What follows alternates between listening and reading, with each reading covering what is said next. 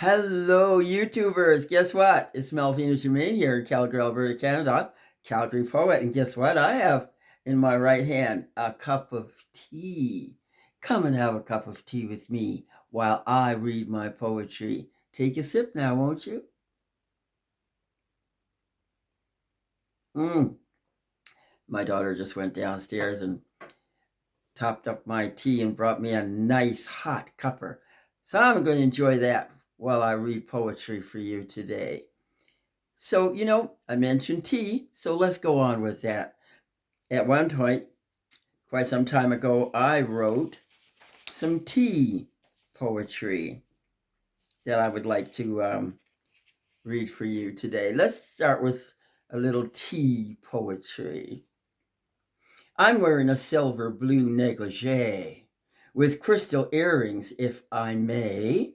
My lips are chartreuse, the deepest red. I just got out of my comforting bed.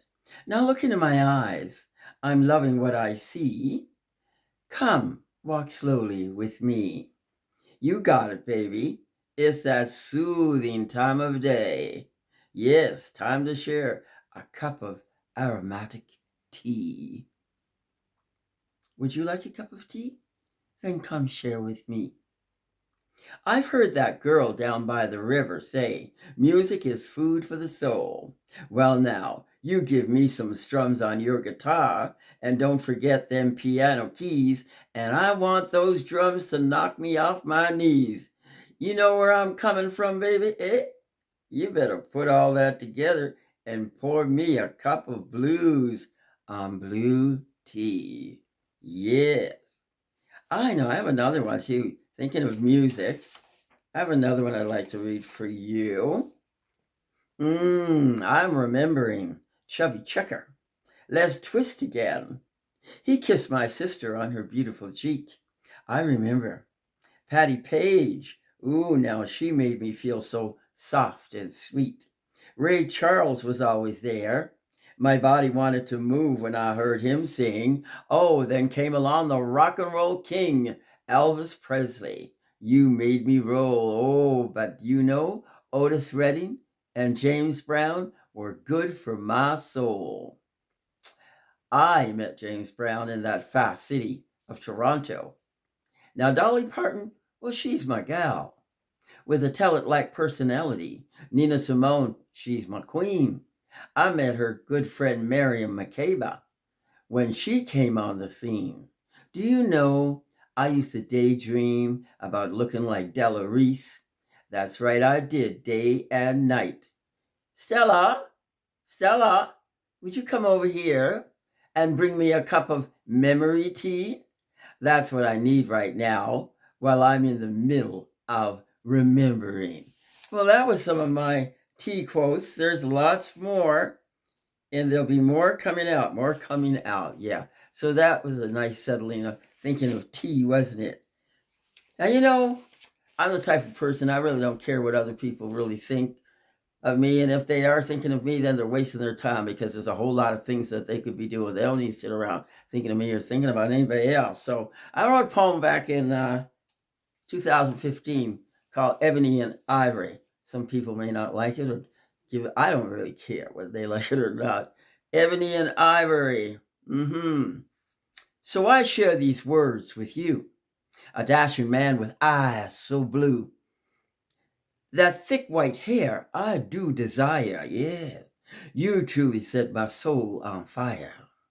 I don't care what others think. I'll smile, laugh, yes, I'm tickled pink. Let them cry a river with shark-filled stares. We're walking proud among the glares. Yes, we are. Ebony and ivory. Oh, how sweet the song. Hold my hand, you gallant prince. I'm so glad you came along.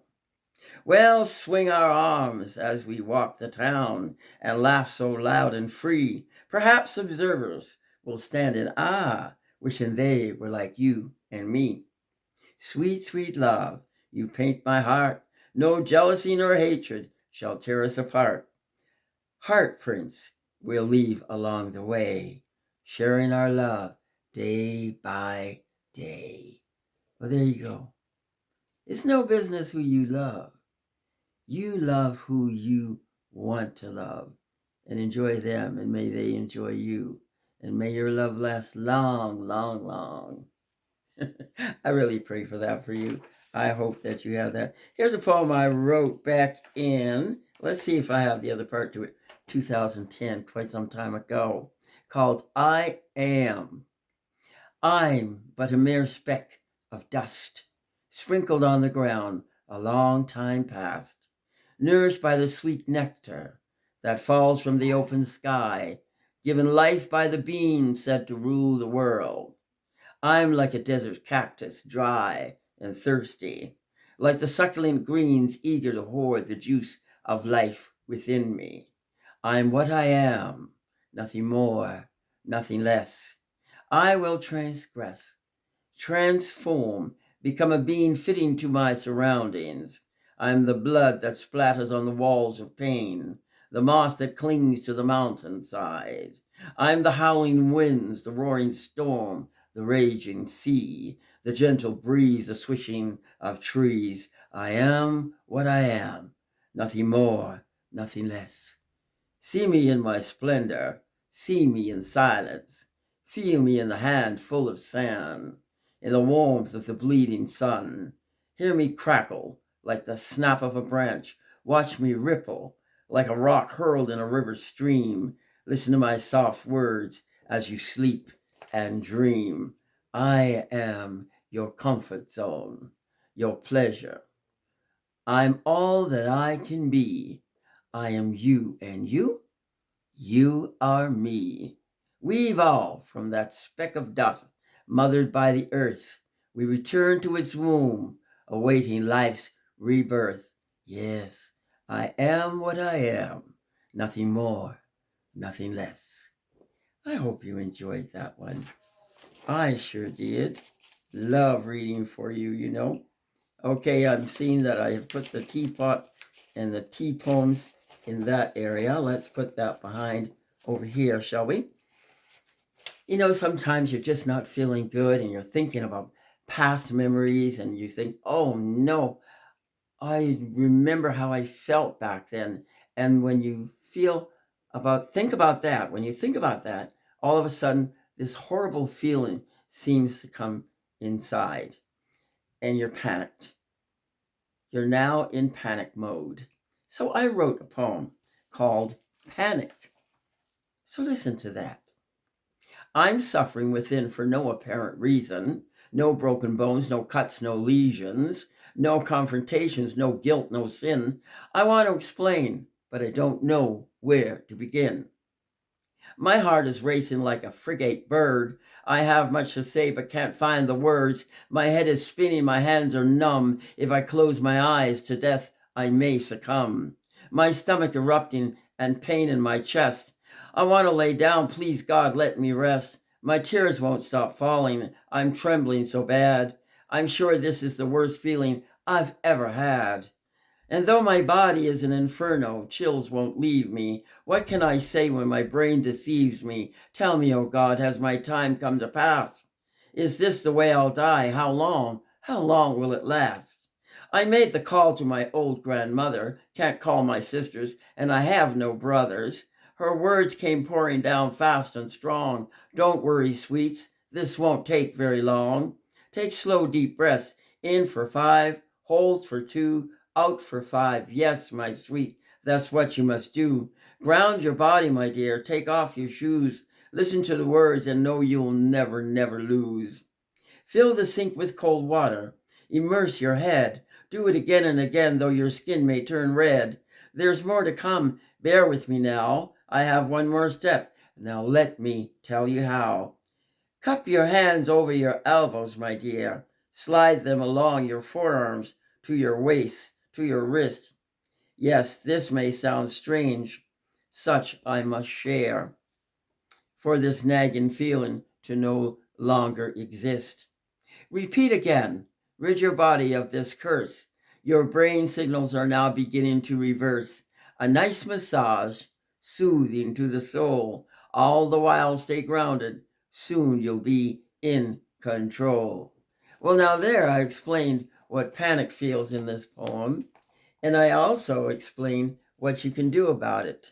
It may be something you want to listen to again and maybe again until you get it. I can tell you this much. It works. So try it. Sometimes the natural things are better than popping pills or taking drugs, illegal drugs. Yeah. Okay, I'm trying here to put things in order as I'm reading to you. I wrote a poem quite a while ago about a person that used to live in our neighborhood. I wrote it 2015, June 12th. A clique in my neighborhood. There's a clique in my neighborhood. One woman at the helm. We're in a mask of calm, yet a blaze seeps within. Oh, she's clean as a whistle for all eyes to see.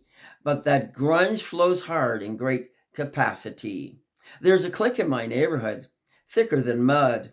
A vile, wicked witch, old demon in a skirt. A farmer's neck of a woman wearing old rugged skirts. There's a clique in my neighborhood with a mouthful of pain. A negative faucet spouting out dark rain. Be careful what you say, your words will be heard. A meddling bitch is so who'll share every word. By golly, there's a clique in my neighborhood with a following of muted doves. A whip in one hand with no sign of true love. Beware of her ego that hangs within trees. You'll often find her picking weeds on her knees. Ah ha ha ha, yes. A dang clique in my neighborhood, whose words are long and shallow, with eyes like a hawk and a knife for a tongue. Don't step in her mess, watch out for her dung. A bloody clique in my neighborhood, who spoils all the good, lies raging like a fire with no remorse in mind. What a shame to watch over the festering weak and the blind. Yeah, there's a clique in my neighborhood. Well, let's go from that kind of a dark thought and pick it up a little bit with Back Home Feast. Now, I know I've read it before, but I like it so much I want to read it again.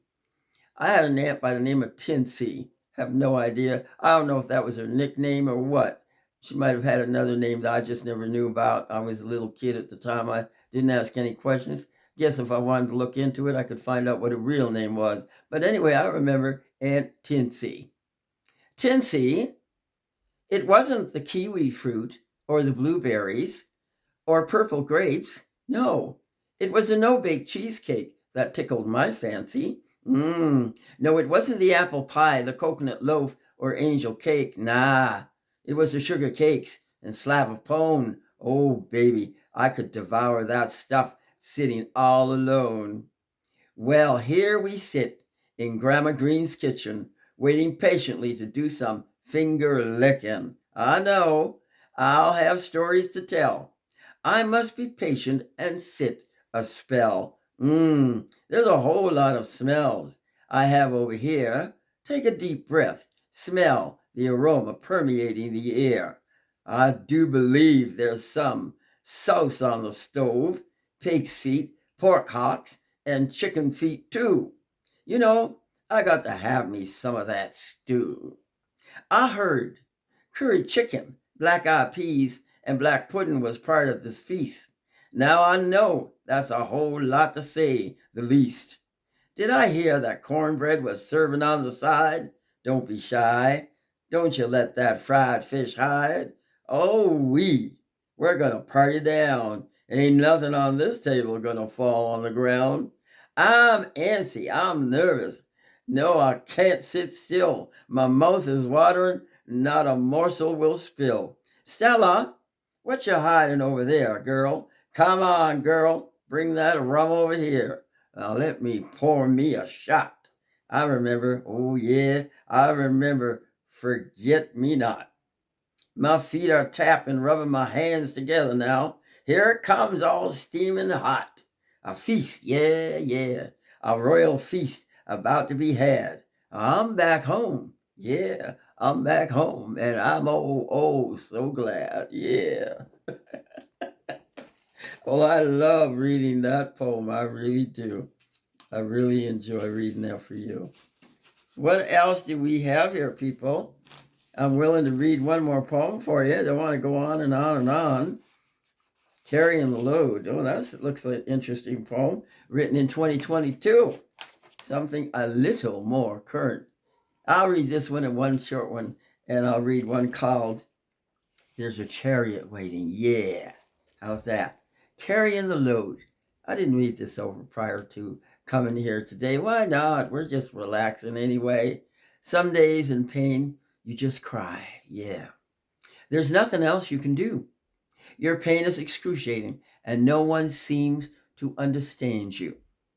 You see several mistakes in the making, which may happen again and again. You hold your tongue in silence for fear of an altercation, no matter when. Often it is you, right or wrong, who may be expected to make amends. You wonder why at this age so much of you seems to be fading away, while you sit and ponder, wishing you could simply call it a day. Old stories resonate in your mind of tales told oh so long ago, when you ran with agility, that youthful body smooth and strong. How was a young person supposed to know? And like an old collector or a hoarder of things, your thoughts stacked floor to ceiling high, that lack of dementia doesn't serve you well. Your memory may be clear and precise. You dove in the ocean a time or two, and the river once or twice. Forgive me, young souls, for not teaching you well of the adverse effects of aging. Try not to keep diving back to I remember when. Know that youthful eyes won't be engaging. Very true indeed. Now, I want to read the final poem for today called There's a Chariot Waiting. I just saw it. Oh, here we are. There's a chariot waiting. Okay, I'm loving this because I'm rearing to go on that chariot when my turn comes. There's a chariot waiting once you open earth's door, my darling, waiting to take you to God's heavenly shore. Heaven is open all day, all night, waiting for those who close their eyes in this earthly light. You see, there's a light far brighter on the other side, a light where no human shall abide. In this place we find our heavenly wings. In spirit we join God's angels. Glorious songs we'll sing. Don't cry a river of sadness or pain. Rejoice and celebrate over and over again. Dancing with the angels in freedom you shall be. Waltzing on the clouds on the way to Calvary. Ah, there's a chariot waiting. Now open that door. Shine on, my darlings, yes, shine on forevermore. Yeah, there's a chariot waiting. Well, thank you very much for joining me today and allowing me to share my poems with you. They come from spirit, you know. I don't decide to write them and then sit. They're not my poems. They come from spirit. And a lady told me that a long time ago when I wrote my very first poem. And I think maybe in one of my videos in the past, I don't know, from 1 to 62 or it's 1 to 61. I think this is week 62 today. I remember she told me, I went to work and I walked in my coat check. I was a coat check girl at the time. And for some reason, there was a paper and a piece of pen on the desk. There was no real reason for it. It was just there. I didn't think anything of it. But I hung up my coat and I sat down and I picked up that pen and my hand just went crazy all over the paper. Just crazy, crazy, crazy. Fast, fast, fast writing. I read it and I really liked the words that came through. And I called my husband and I said, I want to read this for you. And I did. And I said, but I know it needs one more line. Now, I don't know how I knew it needed one more line. And he said, don't worry about that, Melvina. When you come home, we'll read it again and we'll finish it together. And we did. I have never read that poem for anyone. I've kept that. That was my husband and me. But I mentioned it to an older woman at the time, and she said, you didn't write that poem. That poem was written by spirit, and you were the hand that they used to write it. And I believe that that's what's happened with all my poetry. Maybe every now and then I really do think of it myself, but sometimes I'll write one and it may take me, several minutes, maybe even 10, 15. Maybe I'll spend an hour at it. And I'll look at it and I say, well, I couldn't have written that. I didn't know anything about that. How did I write it? Anyway, that's enough. I'll keep going on with that spirit stuff. I always do. People think I'm crazy, and that's okay because I don't care. Anyway, thanks for coming by. Come by again, and we'll go into week 63. Now, look, will you take that final sip of tea with me? Thank you for joining me. God bless you all.